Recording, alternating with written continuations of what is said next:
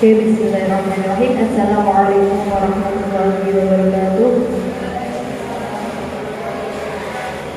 Alhamdulillahirabbil alamin wa bihi nasta'in wa ala umuri dunya waddin. Assalatu wassalamu ala asyrafil anbiya'i wal mursalin sayyidina wa maulana Muhammadin wa ala alihi wa sahbihi ajma'in, amma ba'd. Pertama-tama marilah kita ucapkan syukur kehadirat Allah Subhanahu wa taala karena limpahan rahmatnya kita bisa berkumpul di sini dalam keadaan sehat walafiat. Tak lama, tak perlu berkata-kata lama, kita langsung saja ke inti tujuan hari ini, yaitu presentasi modul 1.4 budaya positif, menyebarkan pemahaman dan pengalaman penerapan budaya positif oleh Ibu Siti Rumiati. Kepada beliau saya persilakan.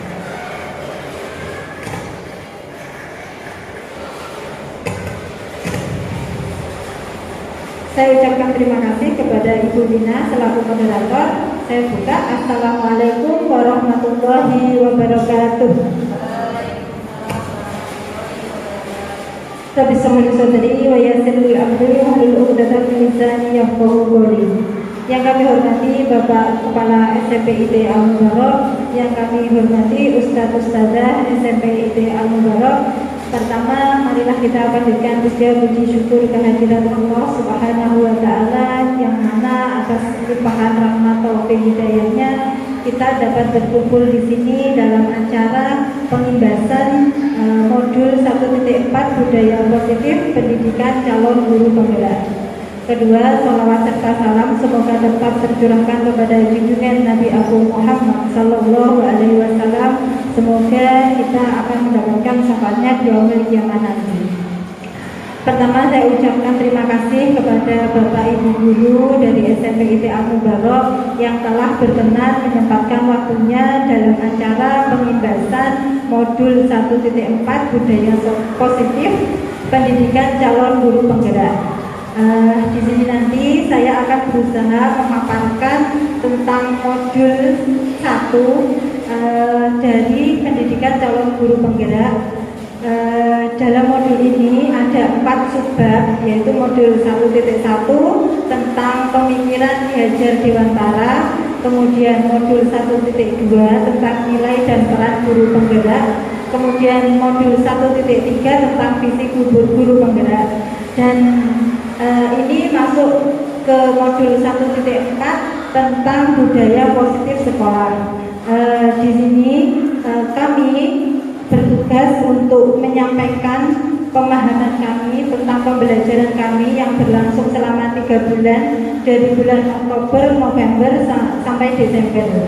Nah, di modul 1.4 ini kami mendapatkan tugas menyampaikan modul ini kepada Bapak Ibu Guru semuanya, agar kita nanti mempunyai pemikiran yang sama dalam menerapkan budaya positif di sekolah kita. Jadi dalam modul ini nanti saya akan menjelaskan tentang modul dari 1.4 tentang budaya positif. Diharapkan nanti kita akan memiliki visi dan misi yang sama dalam menerapkan budaya positif di sekolah kita nanti. Oke, saya sampaikan dulu, saya di sini juga proses belajar. Saya tidak menggurui panjenengan semuanya. Kita nanti belajar bareng, karena modul ini pun banyak istilah-istilah baru yang saya dapati ketika saya belajar modul ini. Mungkin nanti ada istilah-istilah yang kok aneh gitu ya, itu pun juga saya masih belajar.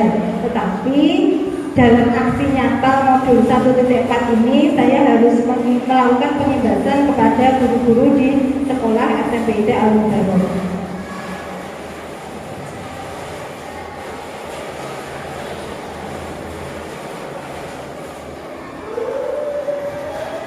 Saya buka ya Bapak Ibu. Salam dan bahagia. Assalamualaikum warahmatullahi wabarakatuh. Selamat datang Bapak Ibu Guru hebat. Mari belajar bersama, berkolaborasi, saling mendukung demi mewujudkan budaya positif di sekolah.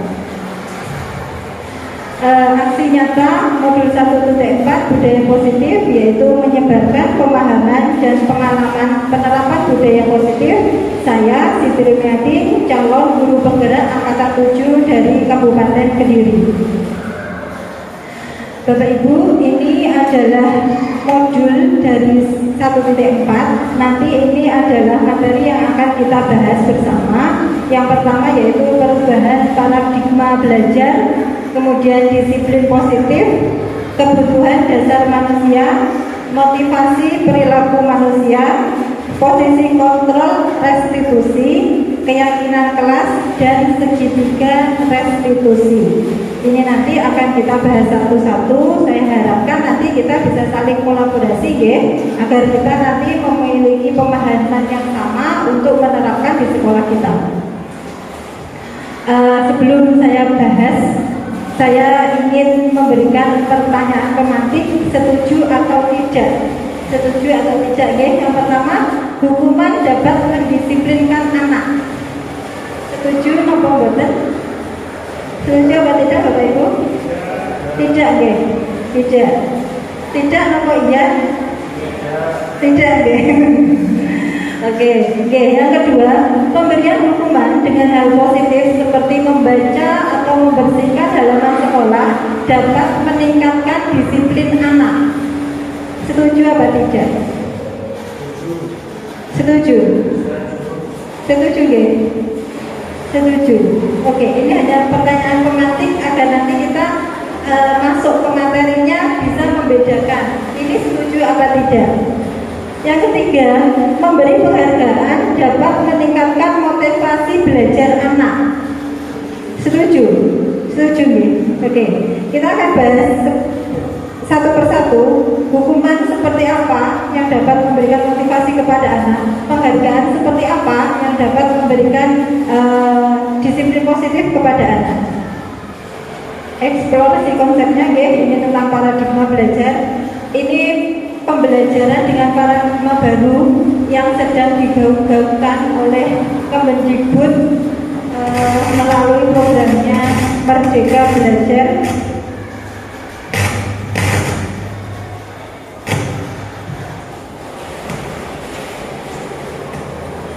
Oke, terima kasih.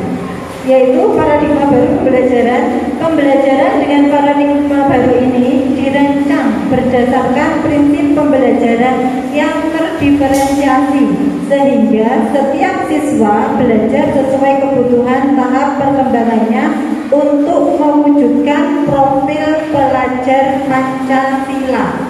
Nah, di sini ini yang sedang digaung-gaungkan ya di kurikulum Merdeka, yaitu pembelajaran berdiferensiasi, yaitu pembelajaran di mana kita dapat memahami karakteristik anak. Jadi setiap anak mempunyai kebutuhan masing-masing ya Bapak Ibu. Jadi kita sebagai guru dituntut untuk memahaminya agar kita dapat memenuhi kebutuhan anak. Setiap anak mempunyai perbedaan. Kalau kita samakan, rasanya tidak adil karena mereka mempunyai kebutuhan yang berbeda. Inilah yang sedang digaungkan oleh kurikulum Merdeka tentang diferensiasi. Untuk apa? Untuk mewujudkan profil pelajar Pancasila. Nah, ini adalah nilai-nilai kebijakan dari kurikulum Merdeka, di mana tujuan guru pendidik yaitu untuk mewujudkan profil pelajar Pancasila. Ada 6 dimensi ya Bapak Ibu yang kita kenal. Yang pertama yaitu beriman dan bertakwa kepada Tuhan Yang Maha Esa dan berakhlak mulia, kebinekaan global, bergotong royong, kreatif, bernalar kritis, dan mandiri. 6 dimensi ini sudah menyangkut nilai kebijakan yang ada. Misalkan ya dalam gotong royong. Dalam gotong royong itu ada menghargai, ada kerjasama, ada tanggung jawab. Tetapi sudah dirangkum dalam gotong royong. Di dimensi lain pun itu juga ada. Jadi ini yang digaungkan 6 profil pelajar Pancasila ini, tetapi di dalamnya banyak karakter-karakter yang ditanamkan untuk siswa. Tapi yang ini ya, yang digaungkan yaitu profil pelajar Pancasila. Nah, ini Ibu, Bapak, perubahan paradigma. Ini saya ingin membuat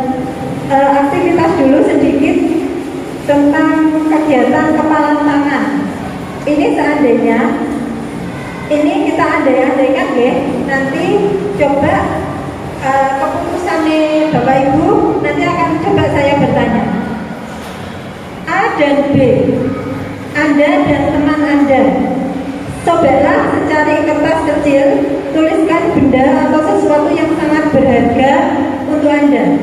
Letakkan di salah satu tangan Anda dan genggam benda atau sesuatu tersebut dengan segala daya.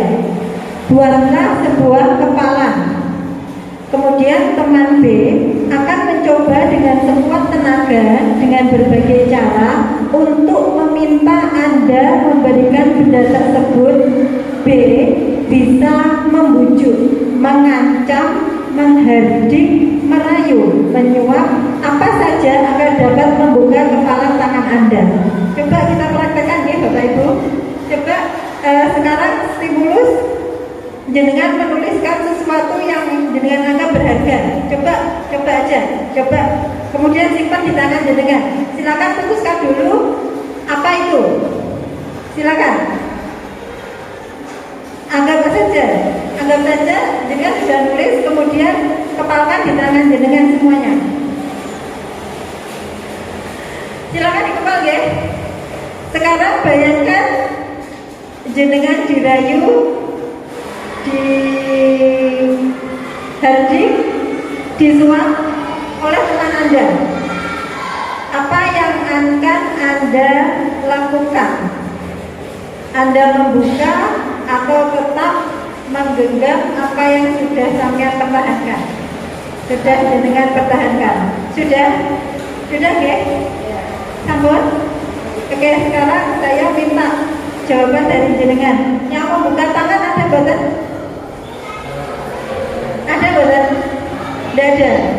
Oke, Bu Elita, saya mau tanya, kenapa Anda tetap menggenggam tangan jenengan? Kenapa saya tetap memegang tangan saya? Karena memang ini sesuatu yang wajib dari dunia, apapun itu. Karena ini nggak saya. Terima kasih. Tidak ada yang membuka tangannya.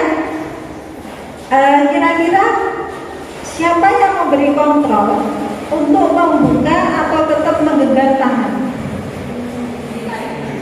Diri sendiri ya. Jadi kita juga oke memberikan membuka tangan dan kita juga oke untuk tetap menggenggam ya.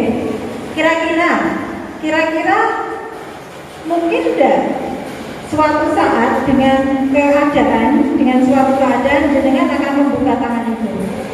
Mungkin saja, ya. Kemungkinan. Jadi kontrolnya di mana?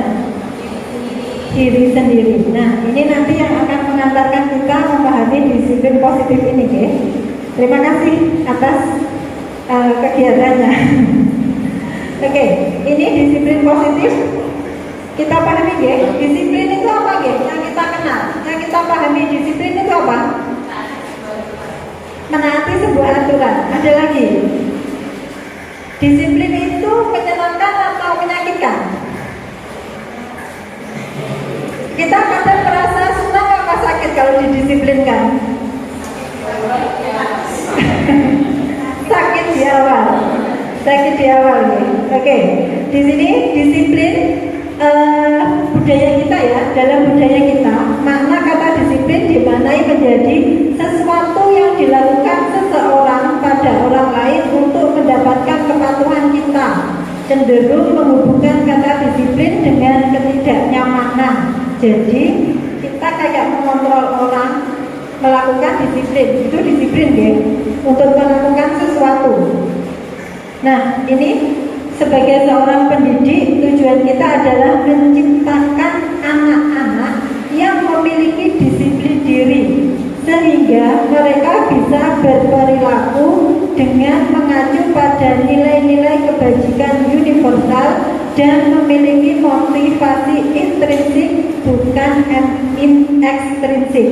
Jadi ini disiplin, memang kita kenal disiplin kadang merasa tidak nyaman ya ketika kita didisiplinkan, tetapi kita sebagai pendidik kita harus menciptakan disiplin anak, tapi disiplinnya harus muncul dari diri mereka sendiri secara intrinsik.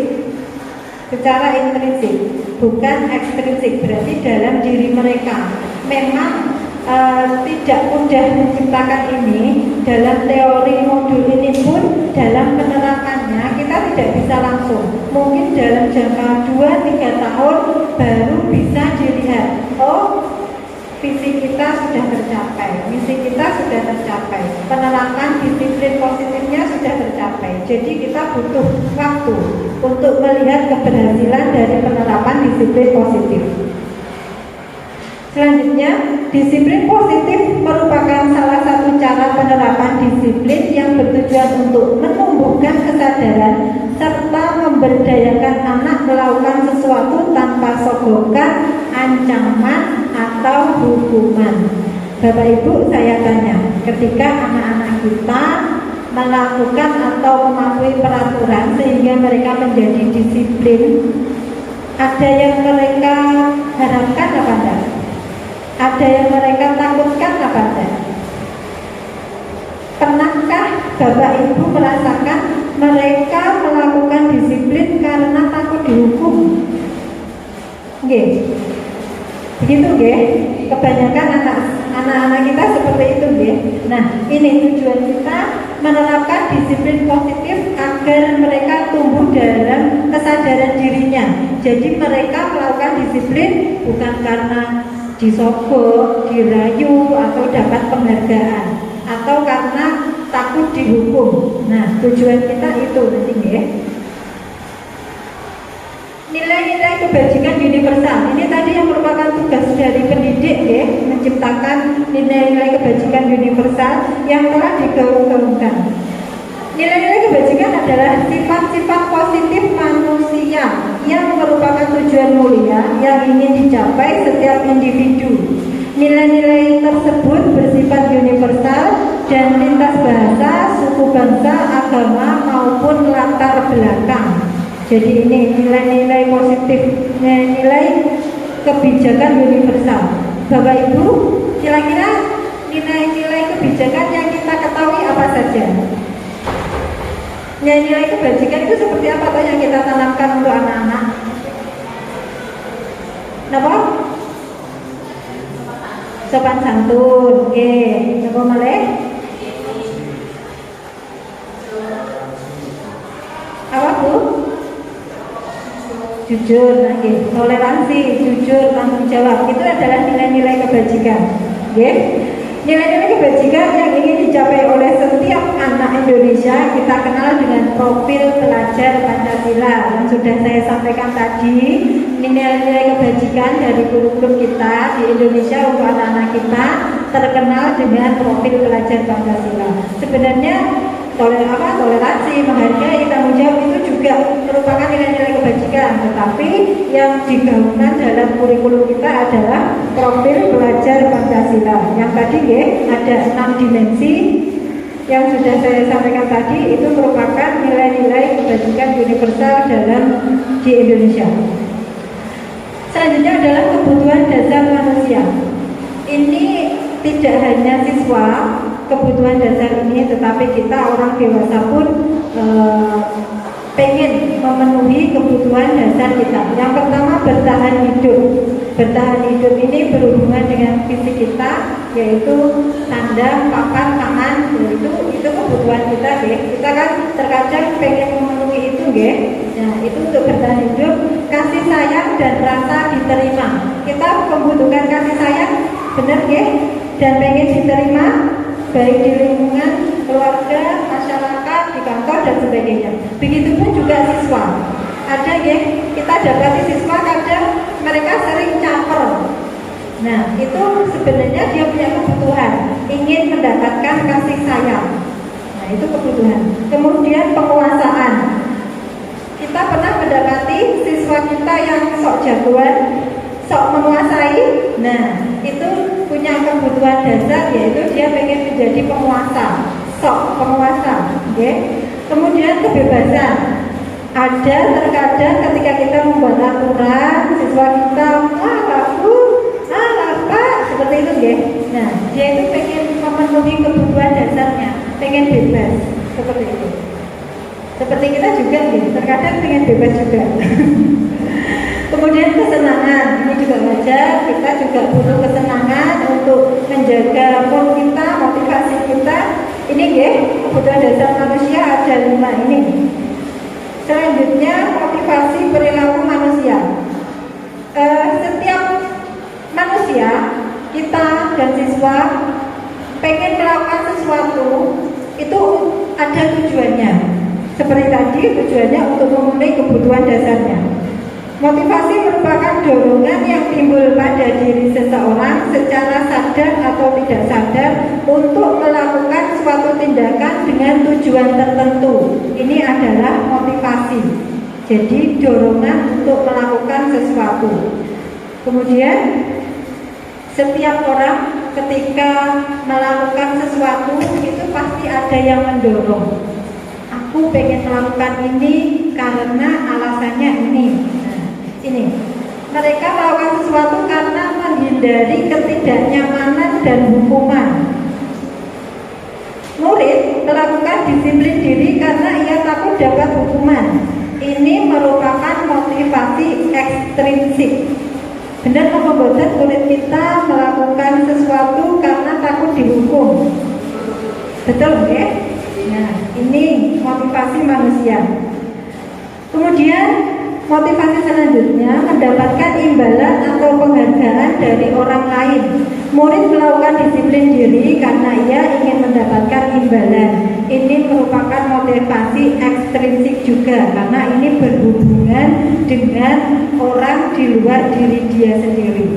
Jadi karena dia takut kena hukuman, dia melakukan ketertiban. Dia ingin mendapatkan penghargaan, dia melakukan ketertiban. Ini motivasinya masih dari orang lain. Nah, Bapak Ibu, ini tugas kita, yaitu menghargai nilai-nilai kebajikan diri sendiri. Ini yang merupakan tugas kita, menciptakan siswa-siswi kita agar mereka dapat menghargai kebajikan diri mereka sendiri. Murid melakukan disiplin diri karena sadar akan nilai kebajikan dirinya. Ini merupakan motivasi intrinsik. Ini yang merupakan tugas kita. Memang tidak mudah menumbuhkan nilai intrinsik ini kepada siswa. Seperti yang saya sampaikan tadi, kita butuh waktu di mana kita menyamakan visi kita dalam menanamkan budaya positif ini agar mereka bisa kompak semuanya. Warga sekolah bisa kompak, tidak hanya siswa tetapi guru juga, agar tercipta disiplin positif di sekolah kita. Konsep disiplin dengan identitas gagal. Ini kita menciptakan disiplin tetapi identitasnya sebenarnya merupakan identitas gagal. Yang pertama adalah hukuman. Hukuman menyakitkan ya Bapak Ibu. Merasakan ya kalau hukuman itu menyakitkan ya? Oke. Kemudian kalau dihukum itu pasti rasanya tidak nyaman. Tidak nyaman. Murid menjadi takut, kemudian memaksa, karena itu terkadang disiplin itu kadang memaksa ya hukuman. Murid menyembunyikan kesalahan dan murid merasa rendah diri. Ini misalkan ada murid, kita melaksanakan upacara bendera dan anak tidak memakai atribut lengkap. Kita memberikan hukuman kepada dia, disuruh berdiri di depan. Kira-kira itu menyakitkan apa boten? Siswa karena tidak lengkap disuruh berdiri di depan. Anak merasa menyakitkan ya? Kemudian dia juga akan merasa rendah diri karena mungkin selesai bisa diolok-olok sama temannya. Nah, ini merupakan hukuman. Jadi ini identitasnya gagal. Identitasnya gagal. Selanjutnya penghargaan.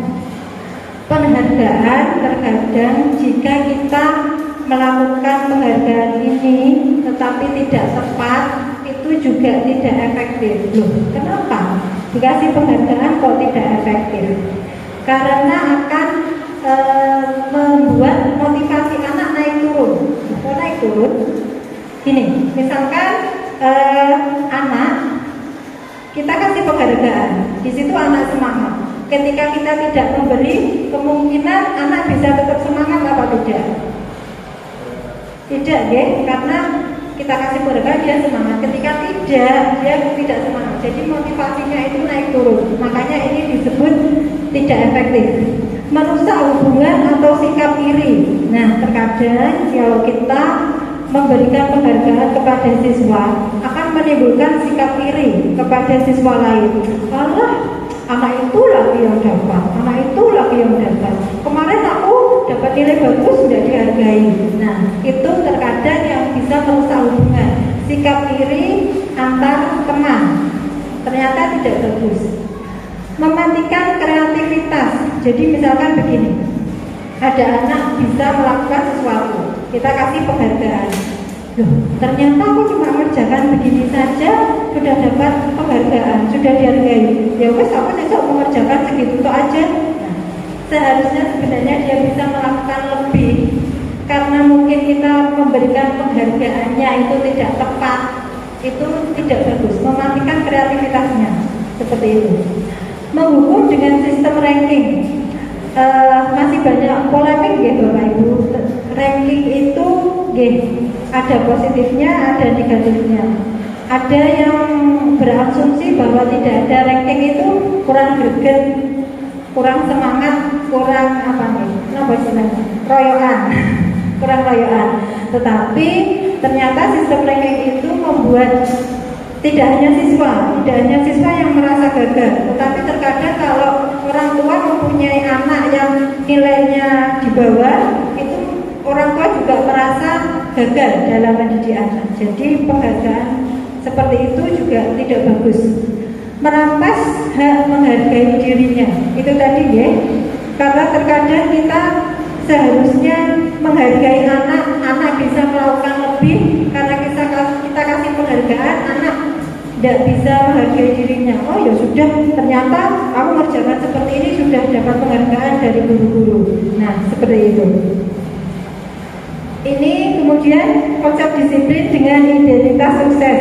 Yang pertama, konsekuensi. Konsekuensi ini pengantar jangka pendek. Misalkan begini, ada anak menumpahkan air minum temannya, okay? Kemudian dia dinasihati oleh gurunya. Apa yang harus dilakukan? Konsekuensi ini hanya ketika dia melakukan kesalahan. Kalau dia melakukan kesalahan lagi akan beda lagi. Jadi jangkanya hanya pendek. Kemudian perlu monitoring berkelanjutan. Kalau kita konsekuensi perlu monitoring berkelanjutan. Misalkan anak ini melakukan kesalahan ini, jadi konsekuensinya ini. Anak ini melakukan kesalahan ini, dia harus melakukan ini. Kalau menumpahkan air minum temannya, berarti dia harus bagaimana? Dia harus mengepel dan seperti itu. Jadi konsekuensi jangkanya pendek dan perlu monitoring terus menerus. Stimulus dan respon. Nah, kalau konsekuensi ini ketika ada anak menumpahkan botol air minum temannya, kemudian oleh gurunya ditanyai, ayo apa yang akan kamu lakukan? Ya Bu, saya akan membersihkan. Terus membersihkan saja.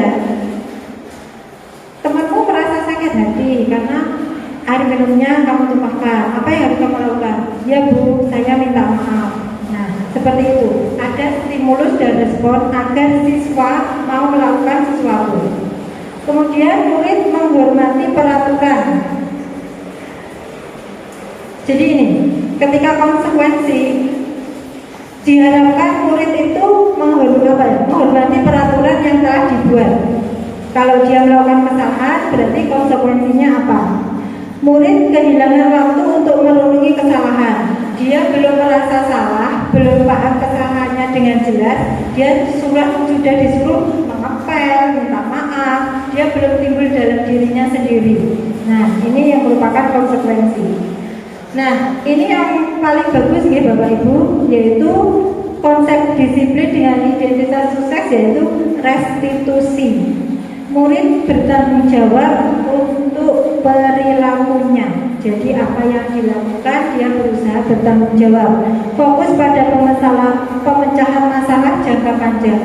Jadi kalau kita menggunakan konsep restitusi ini, kita fokusnya untuk jangka panjang. Murid menghormati dirinya dan orang lain. Kita mengajak murid untuk tidak hanya menghormati orang lain tetapi dirinya sendiri. Dia diajak untuk mengatasi masalah. Diajak, kalau kamu melakukan kesalahan, apa itu kesalahan apa bukan? Apa kesalahannya? Dia dituntut tetapi tanpa kita tanpa kita melakukan instruksi penuh kepada anak. Biar dalam dirinya sendiri ketika dia melakukan kesalahan, apa yang harus dia lakukan. Teori kontrol, dirinya memegang kontrol. Nah, yang seperti tadi kita melakukan stimulus tangan genggam tadi, kontrolnya harus ada di anak. Jadi anak itu ketika melakukan kesalahan, apa yang harus dilakukan? Itu dari anak. Kita harapkan seperti itu. Murid bersemangat memperbaiki kesalahan. Jadi kita fokusnya bukan kesalahan, tetapi kita mengajak anak untuk memperbaiki, untuk menjadi lebih baik ke depannya. Itu tujuan kita. Konsep disiplin pendekatan restitusi, sebuah cara menanamkan disiplin positif pada murid. Yang pertama yaitu pengertian restitusi. Ini Bapak Ibu mungkin istilah baru. Restitusi. Restitusi adalah proses menciptakan kondisi bagi murid untuk memperbaiki kesalahan mereka, sehingga mereka bisa kembali pada kelompok mereka dengan karakter yang lebih kuat. Ini adalah restitusi, cara menyelesaikan masalah, menciptakan kondisi murid memperbaiki kesalahannya, agar ketika dia melakukan kesalahan, dia kembali ke temannya atau kelompoknya, dia itu tetap merasa bertanggung jawab. Seperti itu. Ciri-ciri restitusi yang pertama, bukan untuk menebus kesalahan, namun untuk belajar dari kesalahan. Jadi anak yang menumpahkan minum tadi, contohnya tadi, dia tidak hanya menebus kesalahannya saja, dia harus ngepel, minta maaf, tetapi dia harus punya tanggung jawab. Belajar dari kesalahan agar dia tidak melakukan kesalahan untuk kedua kalinya. Memperbaiki hubungan, karena di sini ada proses di mana menyelesaikan masalah harus secara bersama. Tawaran bukan paksaan, kita tidak memaksa di sini. Memang sulit ya Bapak Ibu, ketika kita menangani anak, kalau kita tidak memaksa kayaknya sulit.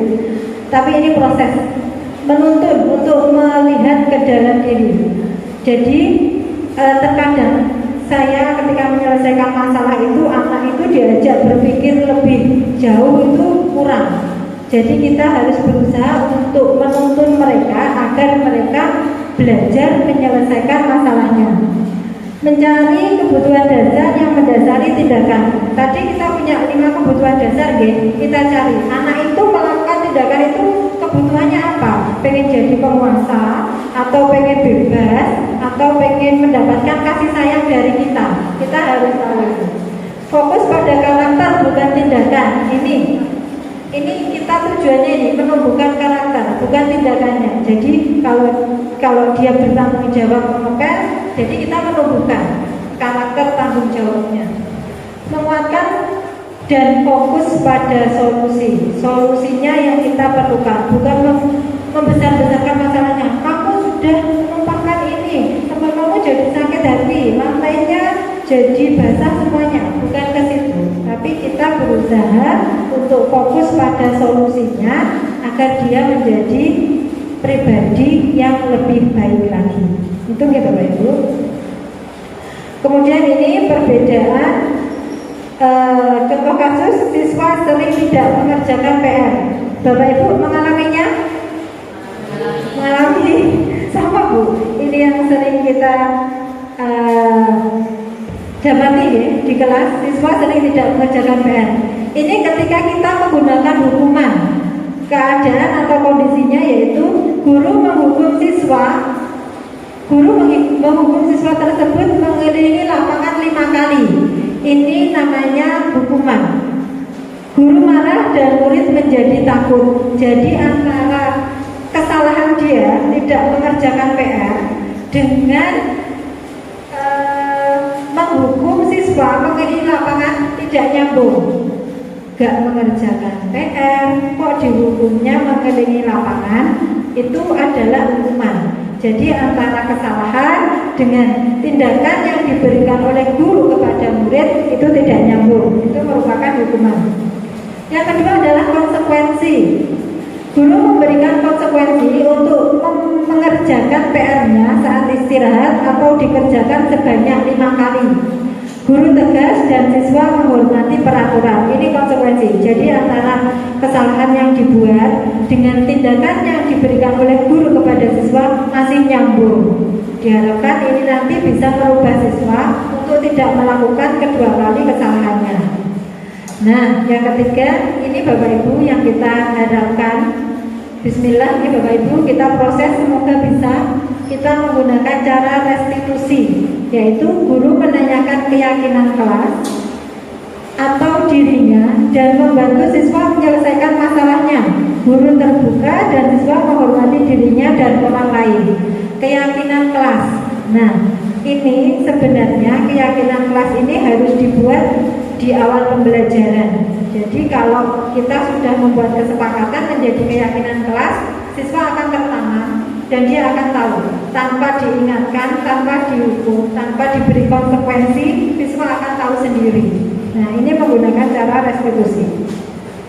5 posisi kontrol restitusi. Ini 5 posisi kontrol kita sebagai pendidik, Bapak Ibu. Dari 5 posisi kontrol ini yaitu penghukum, pembuat merasa bersalah, teman, pemantau, dan manajer. Bapak Ibu, saya tanya, mana yang posisi yang sering kita lakukan dalam membersamai murid-murid kita dalam melakukan pembelajaran? Yang mana Bapak Ibu? Penghukum ya? Membuat merasa bersalah. Teman tidak ada? Ayo wes, orang apa? Yang mana Bapak Ibu? Penghukum. Kemudian Pak Yusmin apa? Pemantau. Pemantau. Calon kepala sekolah pemantau.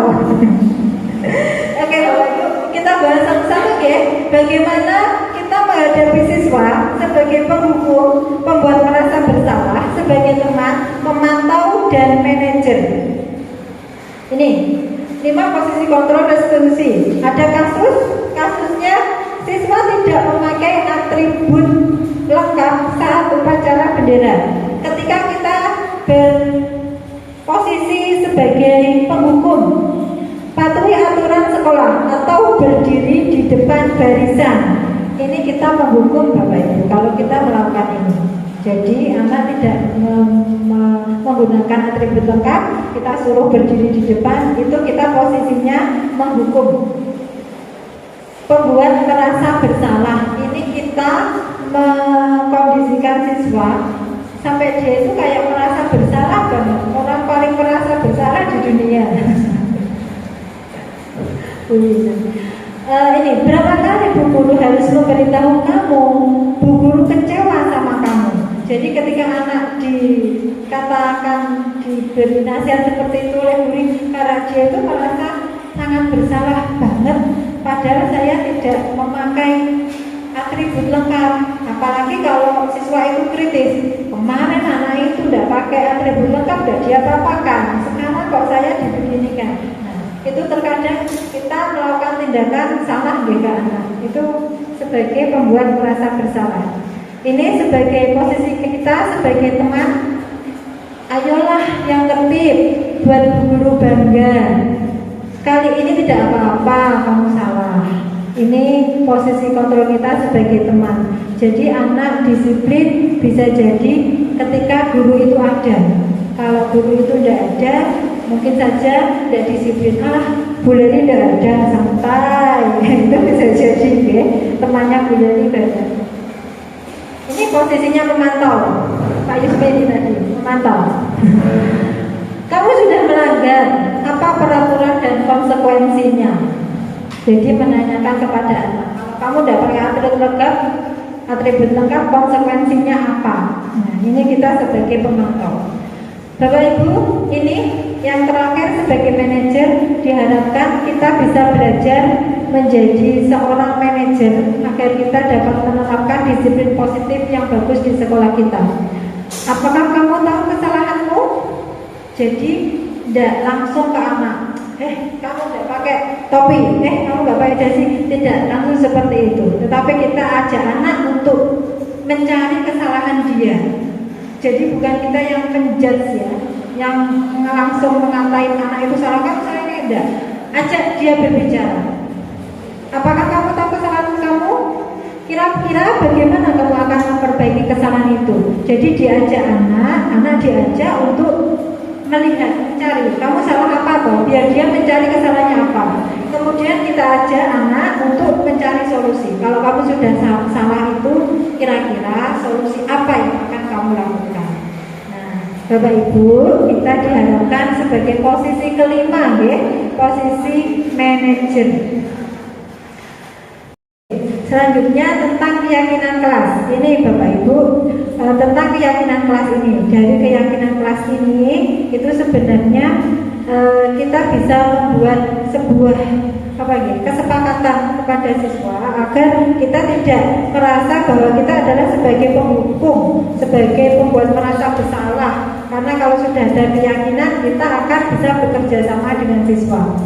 Ini hanya stimulus mengapa keyakinan kelas? Mengapa tidak peraturan kelas saja? Ini ada wacana, mengapa kita memiliki peraturan tentang penggunaan helm pada saat mengendarai kendaraan roda 2. Kadang kita kalau peraturan itu kita kasih ada acuhnya Bapak Ibu. Nah, kenapa kita kok bisa memakai helm? Kalau hanya peraturan, terkadang kita masih mengajukan tetapi kenapa sih kita harus pakai helm? Kenapa Bapak Ibu? Untuk apa? Untuk keselamatan. Nah, karena ada untuk keselamatan kita sendiri itu sudah menjadi keyakinan. Kalau hanya peraturan, sering ada peraturan kita langgar. Kalau kita sudah meyakin kalau aku pakai helm, kalau kita pakai helm itu akan menjadi keselamatan kita sendiri. Yang kedua, mengapa kita memiliki peraturan tentang penggunaan masker dan mencuci tangan ketika masa pandemi COVID? Kalau hanya peraturan pasti kita bisa abai. Tapi kalau kita merasa bahwa memakai masker dan cuci tangan itu akan menjaga kesehatan kita, itu akan menjadi keyakinan kita. Itulah kenapa bukan peraturan, kenapa kita harus membuat keyakinan. Itu gambarannya seperti itu.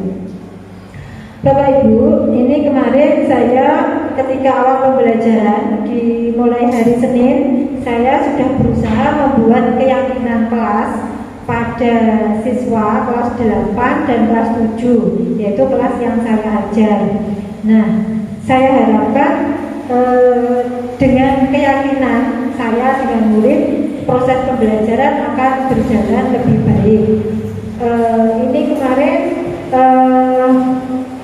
gambaran dengan keyakinan kelas dengan kelas 8B. Ini prosesnya keyakinan kelas, diskusi tentang peraturan. Jadi dari peraturan saya melempar masalah ke anak. Saya lempar masalah ke anak, kemudian itu nanti akan dijadikan peraturan. Setelah itu kita merumuskan keyakinan. Saya minta dari anak untuk membuat keyakinan itu, kemudian membuat keputusan tentang keyakinan kelas. Jadi kemarin setiap kelas dari 3 kelas saya meminta membuat keyakinan bersama mereka itu beda-beda, tanggapan mereka beda-beda, kesepakatan dalam setiap kelas, keyakinan kelasnya beda-beda. Ini kemarin kalau dengan kelas 8B saya minta bagaimana kalau nanti di antara sampean semuanya tidak mengerjakan tugas atau PR dari Bu Siti, apa yang dilakukan? Bu Siti minta solusinya dari sampean semuanya, kayak gitu kan. Kemudian ada anak yang menyampaikan. Kemudian saya minta mengkaji, teman-temannya mengkaji. Kira-kira ini cocok apa enggak? Ada yang suruh putar lapangan Bu 2 kali dan seperti itu. Kemudian saya ajak mereka untuk membuat keyakinan begini.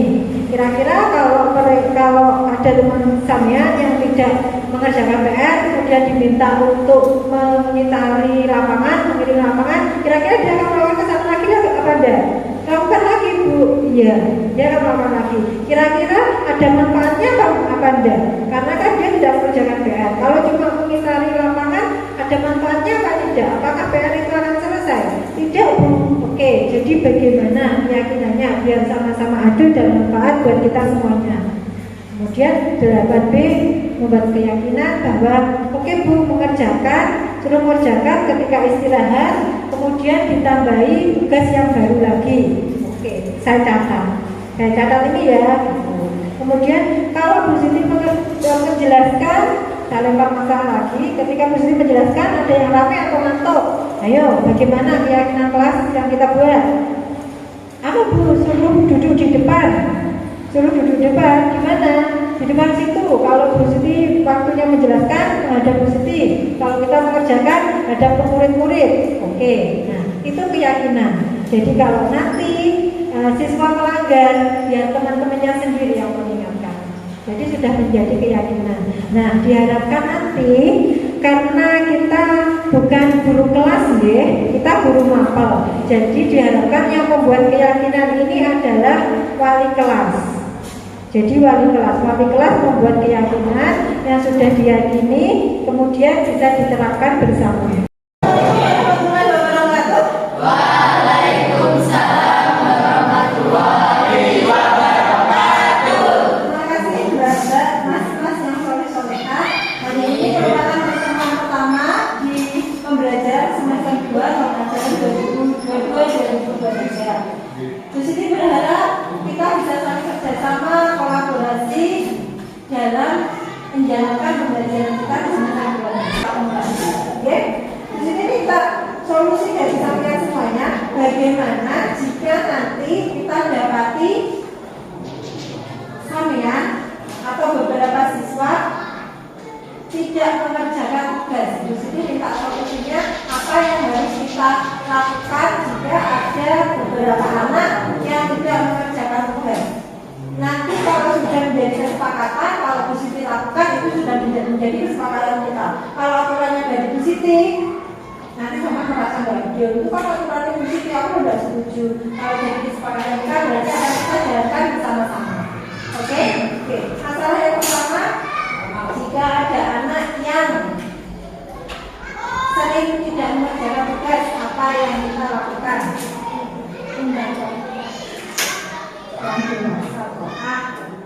Apa yang kita lakukan jika ada anak yang tidak mengerjakan tugas? Ya, coba silakan mengutarakan. Berapa tugasnya? Tugas yang sama apa beda? Beda. Kita tugas ya. Kita tugas yang beda. Oke, yang beda. Ini berarti sama ya. Ada lagi?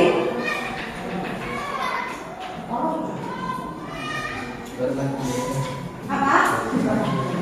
Kira-kira kalau dia tidak mengerjakan, kemudian Bu Siti tidak mungkin kan tunggu dia kerjakan, kita tidak mungkin kan tunggu dia selesai mengerjakan, karena kita harus melanjutkan pembelajaran dengan benar. Kira-kira solusinya bagaimana? Solusinya bagaimana? Mana mungkin kita tunggu yang lainnya yang belum mengerjakan, padahal kita harus melanjutkan pembelajaran. Solusinya gimana kira-kira?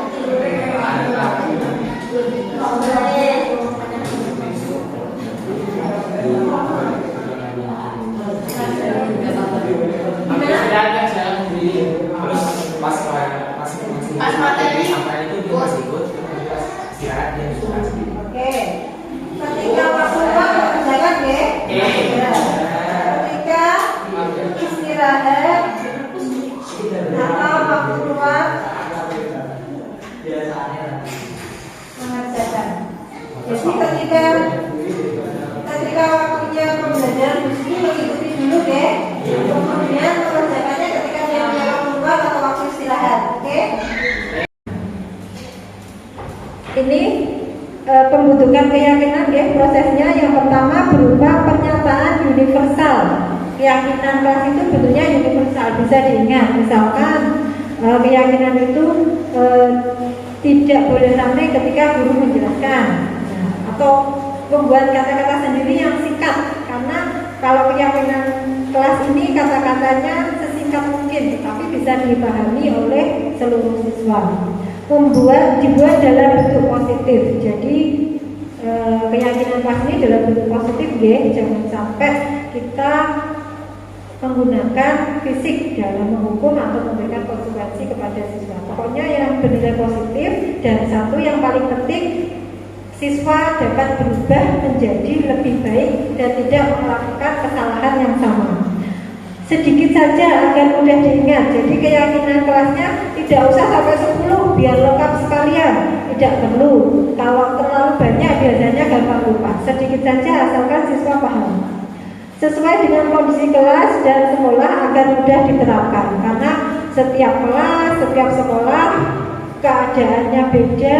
Jadi keyakinan kelasnya, keyakinan sekolahnya pasti juga beda. Semua warga kelas atau sekolah dilibatkan saat membuat ini Bapak Ibu. Yang salah satu tujuan saya melakukan aksi nyata ini semua warga terlibat bersama-sama dalam menjalankan ini. Karena kalau hanya guru mapel saja atau wali kelas saja, itu kalau misinya tidak kompak, ya tidak akan jalan. Misalkan kita membuat keyakinan, satu keyakinan, kelas 7 sudah melaksanakan, kemudian kelas 9 atau ada guru yang melanggar, itu pasti nanti akan ada komplain dari kelas 7. Jadi diharapkan dari keyakinan kelas ini menjadi keyakinan sekolah. Diharapkan seperti itu bisa dilaksanakan bersama. Ini Bu, Bapak, awalnya dari peraturan kelas ini yang dibentuk, mungkin nanti bisa dilakukan oleh para wali kelas. Dari peraturan kelas itu akan menjadi keyakinan kelas.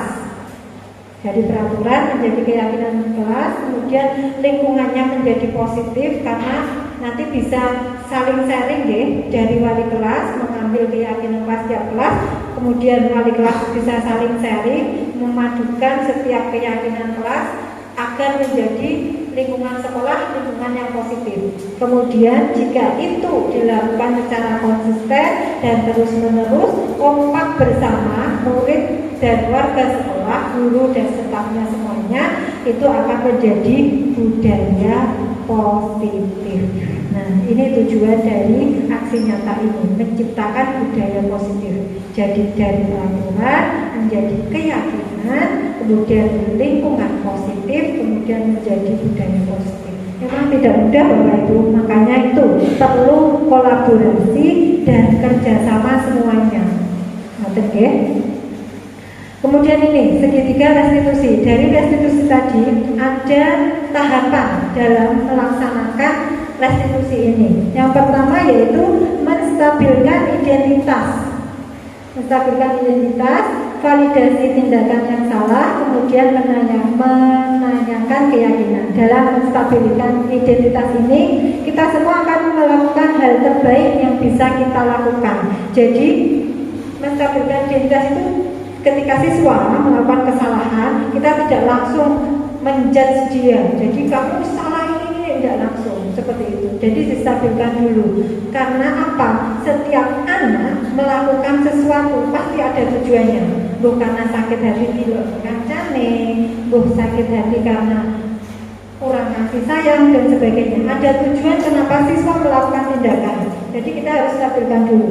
Kemudian setelah distabilkan, anak mulai tenang, validasi tindakan yang salah. Kamu tadi melakukan apa? Kok seperti ini? Kok sampai bertengkar dengan temannya? Kita validasi. Jadi tidak langsung, kita harus cari informasi dulu biar dia menjelaskan. Kemudian menanyakan keyakinan. Kita semua memiliki motivasi internal. Jadi dari keyakinan tadi, coba kita kemarin buat keyakinan apa? Lalu keyakinan yang mana yang kamu langgar? Nah ini. Jadi kita mengajak siswa untuk berpikir plus mencari solusi atas permasalahan dia.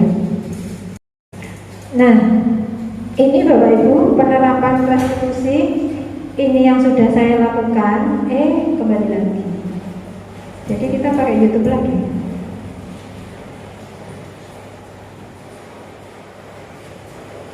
Ini kemarin hasil reka ulang saya mereka ulang karena saya mengalami kejadian ini dengan murid kita karena saya mendapatkan tugas ini sebelumnya tugas sebelumnya ini saya harus menerapkan segitiga restitusi ini. Kemudian saya buat skrip tentang penerapan segitiga restitusi ini saya berikan kepada siswanya karena ini reka ulang saya mengalaminya dengan anak ini, dengan siswa kita. Kemudian saya minta apa istilahnya mengulangi lagi agar dia bisa memahami apa yang sudah dilakukannya. Ini murid-murid bersama murid-murid kita, karya murid-murid kita. Pak, anunya lagi Pak, soundnya lagi Pak.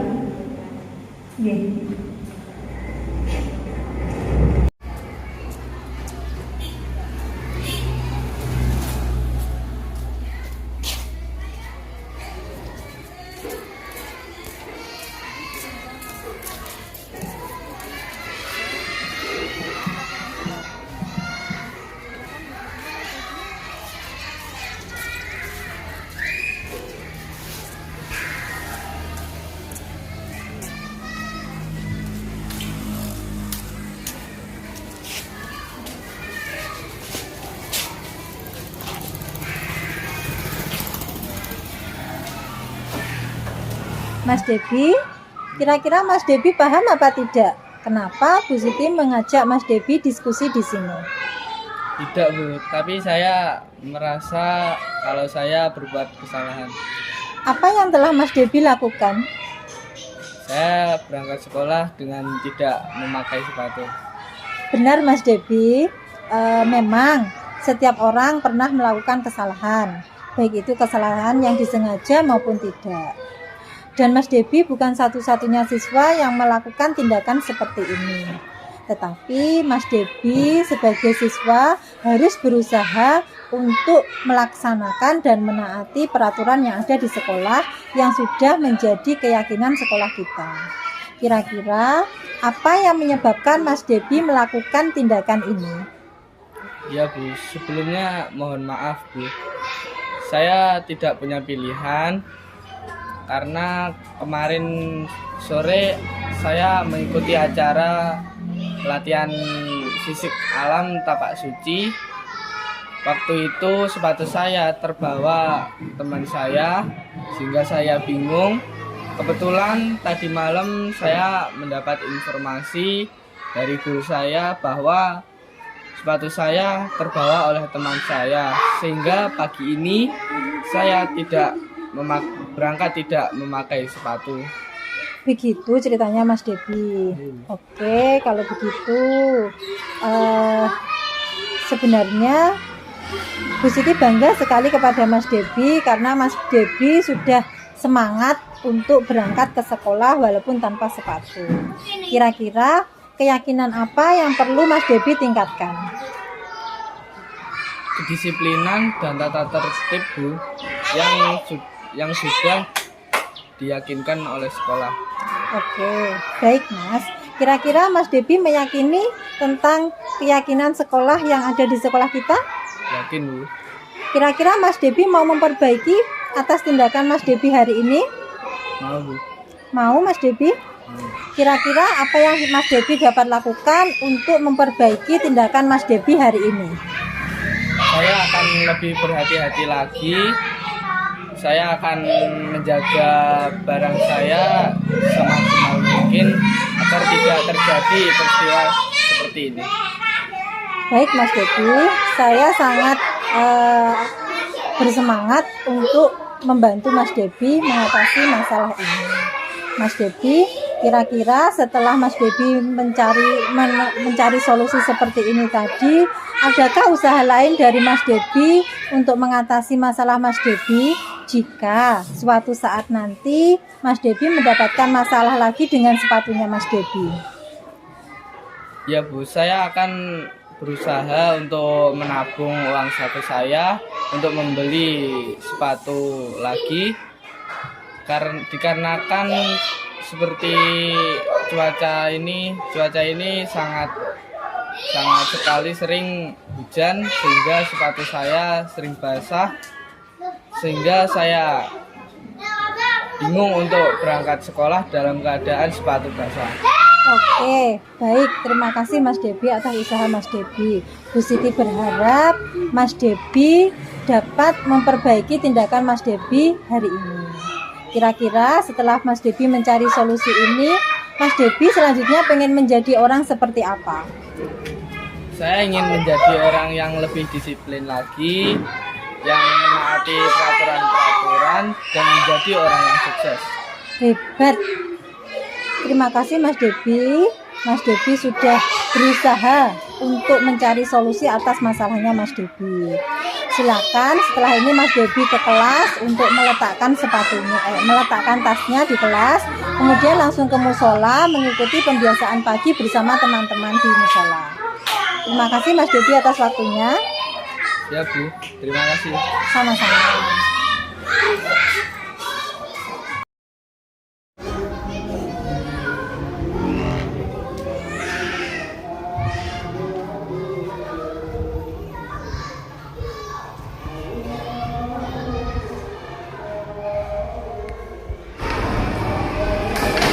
Mbak Kartika, Mbak masih di kelas.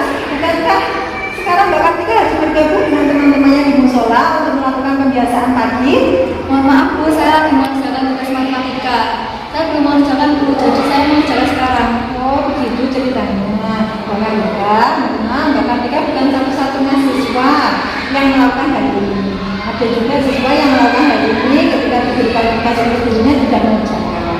Tetapi kita sebagai siswa harus berusaha melaksanakan dan menaati peraturan sekolah yang sudah menjadi keyakinan sekolah kita. Kira-kira apa yang menjadi alasan Mbak Kartika melakukan tindakan ini? Mohon maaf Bu, saya kemarin malas sekali dikarenakan ada suatu liburan. Lalu sampai rumah, saya kecapean lalu bermain HP hingga larut malam. Dan saya pun lupa mengerjakan tugas. Lalu tadi pagi saya tidak sempat mengerjakan tugas dikarenakan takut terlambatan sekolah. Jadi saya pun mengerjakannya sekarang. Oh begitu ceritanya Mbak Kartika. Kira-kira apa keyakinan Mbak Kartika yang perlu dibenarkan? Bertanggung jawab dan menghargai waktu Bu. Mbak Kartika yakin akan kesepakatan itu? Yakin Bu. Kira-kira Mbak Kartika mau berusaha memperbaiki tindakan Mbak Kartika hari ini? Bisa. Kalau begitu, kira-kira apa yang Mbak Kartika bisa lakukan untuk memperbaiki tindakan Mbak Kartika hari ini? Saya akan menyelesaikan tugas dan tanggung jawab sebelum saya melakukan aktivitas lain. Bagus sekali Mbak Kartika. Saya harap Mbak Kartika bisa melaksanakan apa yang sudah menjadi keputusan dari Mbak Kartika. Lalu kira-kira usaha lain apa yang dapat Mbak Kartika lakukan ketika nanti Mbak Kartika mendapatkan masalah yang sama tentang tugas yang Mbak Kartika miliki? Saya akan berusaha mengerjakan sekali lagi agar saya bisa menemukan mana yang lebih penting dan harus dikerjakan terlebih dahulu. Agar saya terbiasa untuk menghargai waktu. Bagus sekali Mbak Kartika. Saya harap Mbak Kartika bisa melaksanakan apa yang sudah menjadi keputusan Mbak Kartika. Kira-kira setelah Mbak Kartika mengambil keputusan itu, Mbak Kartika nantinya pengen menjadi orang seperti apa? Saya ingin menjadi orang yang lebih bertanggung jawab dan menghargai waktu dan menjadi orang yang sukses. Terima kasih, hebat sekali Mbak Kartika. Oke, sekarang Mbak Kartika bisa musola untuk bergabung dengan teman-temannya melakukan kebiasaan pagi. Terima kasih. Sama-sama. Itu tadi Bapak Ibu contoh penerapan segitiga restitusi yang kemarin saya buat reka ulang bersama murid kita. Setelah saya melakukan penerapan segitiga restitusi ini, saya belum mendapati Mas Devi memakai sandal lagi ketika saya masuk. Nah, tidak tahu kalau setelah itu, karena seperti yang sudah saya sampaikan tadi Bapak Ibu, penerapan ini harus kompak antara siswa dan semua guru. Jadi agar visi kita, misi kita itu bisa tercapai bareng-bareng seperti itu gitu. Nah, ini dalam penerapan program disiplin positif, hendaknya guru memiliki standar kepribadian, profesional dan sosial yang baik, di mana guru mampu berefleksi pada posisi kontrolnya saat ini. Bagaimana perjalanan dirinya sebagai seorang among atau posisi manajer yang menuntut murid-murid menjadi insan yang mandiri, merdeka dan bertanggung jawab. Ini merupakan standar nasional tentang guru. Oke, ya, Bapak Ibu. Alhamdulillah sudah selesai sesi kita. Semoga sesi belajar kita hari ini membawa manfaat sehingga dapat mewujudkan profil pelajar Pancasila. Salam merdeka belajar. Terima kasih. Saya sampaikan dulu bergerak Indonesia maju. Oke, terima kasih Bapak Ibu atas waktunya. Demikian dari saya akhiri. Wassalamualaikum warahmatullahi wabarakatuh. Selanjutnya saya kembalikan ke Ibu Moderator. Silakan sesi tanya jawab.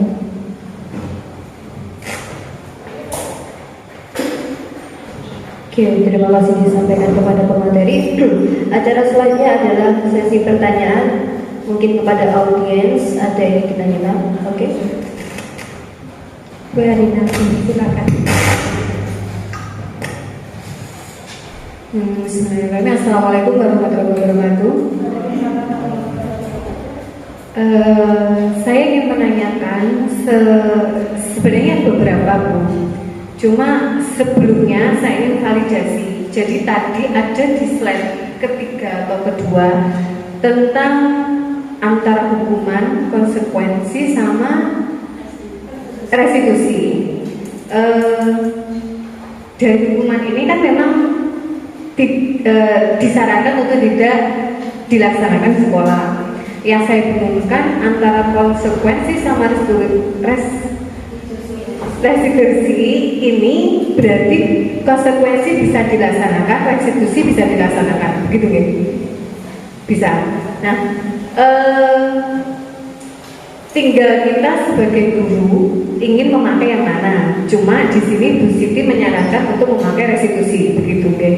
Nah, dari restitusi ini sebenarnya sedikit banyak.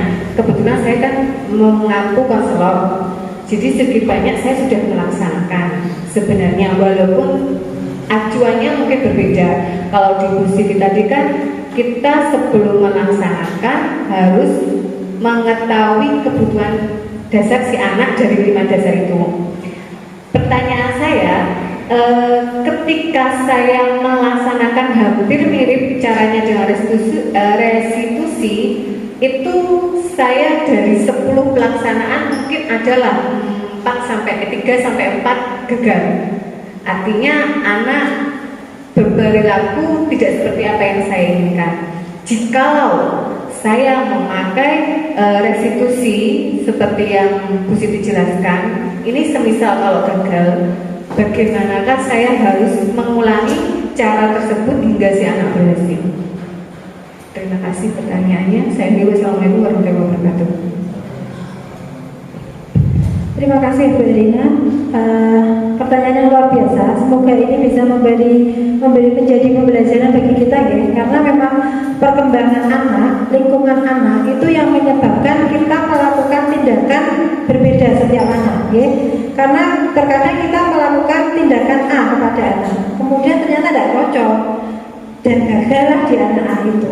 Kemudian di B kita cocok, kita terapkan di C ternyata tidak cocok. Memang itu proses Bu, karena setiap anak itu tadi kebutuhan dasarnya berbeda. Makanya kita harus memahami karakteristik setiap anak. Kalaupun gagal itu tidak apa, karena kita masih proses penerapan ini yang sudah saya sampaikan tadi. Kita harus kompak semuanya. Jadi siswa dan guru kompak semuanya. Mungkin bisa jadi siswa yang Bu Erina tadi merasa gagal mendidik anak itu dengan menggunakan konsep restitusi ini gagal. Mungkin ada anak itu mengalami atau melihat lingkungan yang dia merasa tidak bisa melaksanakan itu. Oh mungkin loh, aku mau melaksanakan itu. Ternyata kok anak itu seperti itu. Teman saya kok seperti seperti itu, mungkin saja. Dan juga mungkin kebutuhan dengan anak berbeda. Jadi mungkin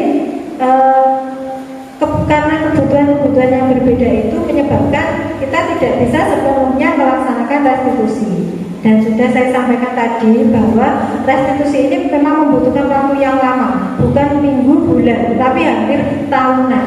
Karena penerapan budaya positif harus kompak semuanya. Satu saja, ada dua, satu yang tidak bisa satu visi, ya mungkin tingkat keberhasilannya pasti kurang, seperti itu. Jadi memang diharapkan tadi memang konsekuensi sama restitusi termasuk sukses gitu, maksudnya disiplin identitasnya sukses. Nah itu kan, tapi kalau konsekuensi kadang-kadang kita masih mengingatkan anak, masih kita perlu kontrol terus, memonitor anak, jadi masih ada hubungan yang eksternal. Jadi dia perlu eksternal, jadi dukungan eksternal perlu. Tapi kalau sudah restitusi menjadi keyakinan dia, tidak dikongkon pun, tidak dilarang pun, dia sudah melaksanakan. Tetapi memang masih impossible bagi kita. Tetapi anak-anak kita masih ada banyak yang sudah kita pandu dengan restitusi sudah bisa, ya kan? Tetapi ada anak yang masih perlu hukuman, masih kita harus bertindak sebagai kontrol sahabat atau teman, kita masih perlu. Tetapi kita mengusahakan melaksanakan restitusi, karena setiap anak kan kebutuhannya beda. Ada yang sok penguasa, jadi kita harus sebagai penghukum, mungkin seperti itu, karena dia sok penguasa. Jadi kita kontrolnya itu harus pakai stimulus dihukum, karena dia memang sok kuasa, dia merasa kuasa. Jadi kita kasih lembut, dia tidak bisa, mungkin seperti itu. Kalau anak yang pendiam, yang penurut, itu pasti akan mudah kita jalankan restitusi. Artinya seperti itu, nggih. Jadi keyakinan kelas pun kalau ada, kita membuat misalkan 5 keyakinan, ternyata ada keyakinan lain yang dilanggar, ya kita perlu update lagi keyakinan kelas kita perlu seperti itu. Jadi update lagi, keyakinan kita membuat 5, loh bukan, ini tidak ada dalam keyakinan saya melanggar ini. Oke, kita update lagi, kita perbarui lagi. Itu perlu untuk menerapkan disiplin positif. Makanya itu perlu kerjasama semuanya.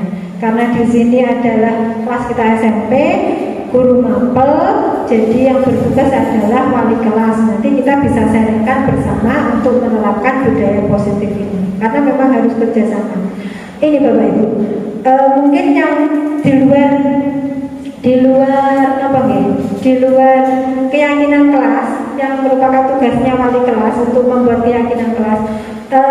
Saya butuh keyakinan sekolah yang di luar kelas. Itu Bapak Ibu, jalan ke tangga. Kadang kalau bersih saya harus lepas sepatu, kalau kotor ya saya pakai. Nah itu keyakinan, perlu kesepakatan bersama. Karena apa? Naik ke tangga itu tidak murid kita saja, TK, SD, SMP masuk. Jadi kita harus membuat keyakinan. Ketika saya pakai sandal, pakai sepatu ke atas, ada yang bukan dilepas, tetapi kotor mas. Makanya ketika saya mau naik, ini dilepas, pakai aja bu, kotor. Nanti saya keluar dari ngajar mau turun sudah bersih, naik kotor, turun bersih. Nah itu kita perlu keyakinan. Nah itu contoh keyakinan. Jadi kita kalau tidak melakukan bareng, saya lepas sepatu, Pak Yusmi ternyata pakai, kan tidak cocok. Jadi harus ada keyakinan bareng. Itu contohnya yang harus kita laksanakan bareng. Contoh konkret nih Bapak Ibu. Sampun, saya kembalikan ke Bu Apakah dari Bu Erina masih ada tambahan?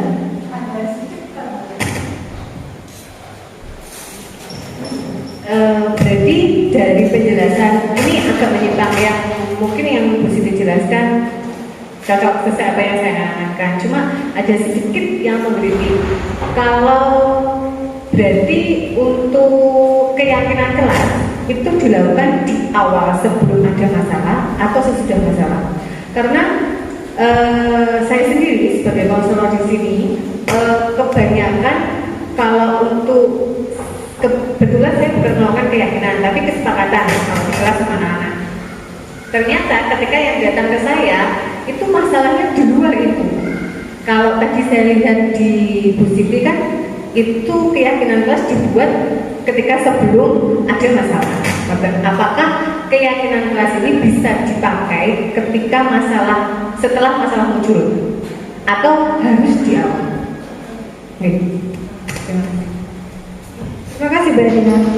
Tadi saya selenting sedikit, kita membuat keyakinan kelas, tetapi ada kejadian di luar keyakinan kelas itu, Nah, bagaimana kita menindaklanjuti seperti itu? Kita diharapkan memang keyakinan kelas kan di awal gitu, karena kalau setelah masalah terjadi kayaknya kita menghukum karena belum ada kesepakatan apa-apa kok. Saya kan berharap seperti itu. Kalau kita sudah melakukan keyakinan, pastinya kalau kita mengingatkan kembali siswa itu kan wajar ya, karena kita sudah membuat keyakinan. Nah, tadi sudah sampaikan Bu Elina, karena perkembangan siswa kita, lingkungan siswa kita tidak hanya di sini yang mempengaruhinya, dari HP, dari lingkungan luar pun. Jadi tingkah laku anak sering berubah, bahkan yang kita tidak pernah terpikirkan, ya kan? Nah, makanya itu keyakinan kelas juga perlu diupdate. Jadi misalkan kita sudah membuat keyakinan kelas 5, ketika ada siswa yang melanggar, gitu ya, melanggar di luar 5 tadi, kita kan juga tidak langsung bisa menghukum karena di luar keyakinan. Kita bisa mengupdate-nya. Kita tawarkan lagi kepada siswa. Bagaimana Nana, ini tadi ada masalah seperti ini diceritakan, kemudian kita bagaimana kita membuat kesepakatan agar menjadi keyakinan kelas jika suatu saat masalah ini terjadi lagi. Jadi memang perlu diupdate seperti itu. Jadi agar kita tidak hanya menginstruksi siswa, menghukum siswa, kan kita seperti itu nantinya. Kalau kita sudah membuat keyakinan ini dulu kesepakatan kita, keyakinan kita seperti itu. Harus kita update. Karena kan sering ya dulu karena lingkungan, HP dan sebagainya, kita sering mendapati siswa itu yang di luar jangkauan kita. Ini sekolah ini, kok bisa seperti ini kan, seperti itu. Kita tidak pernah menyangka ke situ, keyakinan tidak kita buat sampai ke situ, ternyata anak bisa sampai ke situ. Kita update lagi, tidak apa-apa, kita buat kesepakatan baru lagi. Mata Bu Elina. Bagaimana Bu Elina? Apakah dari audiens lain ada yang mau bertanya?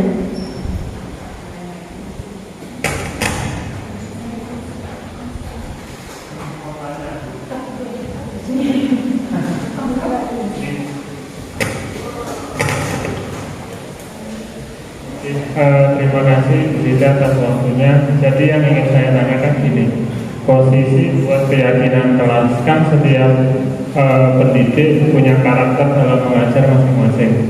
Nah, itu semisal saya guru PKN masuk, saya memberi suatu istilahnya kesepakatan kelas. Si A boleh makan di dalam kelas pokok, tidak makanan yang berat seperti nasi. Nah, lalu masuk istilahnya semisal guru lain, guru IPA. Nah, guru IPA itu nggak boleh makan. Nah, kayak gitu si anak, ya namanya peserta didik kan biasanya ngomong, Bu, saya juga pelajaran Panis boleh makan kok. Nah, itu kira-kira bagaimana untuk mengatasinya? Kan namanya keyakinan kelas, tiap guru karakternya beda. Lalu kalau tadi yang restitusi itu kira-kira dibuat di awal tahun, samakah dengan peraturan tata tertib? Karena kan itu istilahnya menciptakan peserta didik itu tahu bahwasanya yang dia lakukan salah, lalu dia merubah menjadi istilahnya lebih baik. Nah, itu apakah sama dengan meyakini peserta didik itu untuk memahami tata tertib, biar dia istilahnya ke posisi yang restitusi itu tadi.